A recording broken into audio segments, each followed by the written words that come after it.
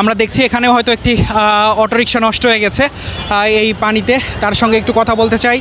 একটু কথা বলে, কি হয়েছে, নষ্ট হয়ে গেছে? মামা নষ্ট হয়ে আছে গা। কিসের জন্য এই পানি? এই যে পানির কারণে এরা তো কোনো কাজই করে না, খালি মনে করেন ধান্দাবাজি আছে। রাস্তাঘাটে কোনো কাজ করে? এই যে দেখেন গাড়ি চালাইতে পারি না রাস্তাঘাটে, এখন কি করব? এই যে সড়ক না, যেন নদী মারিয়ে আসছে না এক রিক্সা চালক। একটু কথা বলার চেষ্টা করবো তার সঙ্গে। কাকা, পুরো সড়কের এই অবস্থা? হ্যাঁ পুরো সড়কের এই অবস্থা?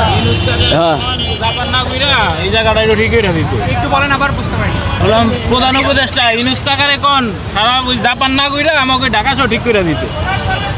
এই সড়ক কি পুরোটাই পুরো সড়কের অবস্থা ভোগান্তিতে পড়েছেন তো আপনারা? ভোগান্তিতে নাই যে দেখেন না। গাড়ি নষ্ট হয়ে গেছে। কোথায় থেকে আসছেন? আজ ট্রেনের মোড় থেকে। কি পুরো সড়কে এই অবস্থা? প্রতি বছরই এমন হয়? না তো বৃষ্টি হলে এরকম হয়, বৃষ্টি হলে এরকম হয়। এর মধ্যে তো গাড়ি নষ্ট হয়ে যাবে। হ্যাঁ কষ্ট নষ্ট ভাই, হয়। কোথায় থেকে আসছেন আসলে? পুরো সড়কটা এরকম কিনা? ভাই ওই জায়গায় আরও পানি বেশি, ওই যে জিঙ্গাতলার দিকে বৃষ্টি হলে থাকাই যায় না, গাড়ি চালান যায় না, গাড়ির উপরে পানি উঠে যায় জিঙ্গাতলার ওইদিকে। আপনাদের তো প্রচুর ক্ষতি। জি জি, আমরা গাড়ি চালাইতে পারতাছি না, কোন জায়গায় গাড়ি উল্টে পড়ে যায়, রাখা যায় না, মালামাল পড়ে দিলে নষ্ট হয়ে যায়। এগুলো অনেক টাকার মাল, আনা যায় না পানির ভিতর দিয়ে। রিক্সার সমস্যা হচ্ছে ওই যে আমরা মোটরে পানি ঢোকে, যাত্রী ওঠে না, যাত্রী ইনকাম কমে গেছে। ইনকাম কম, ইনকাম নাই মামা, নাই বলে। সড়কে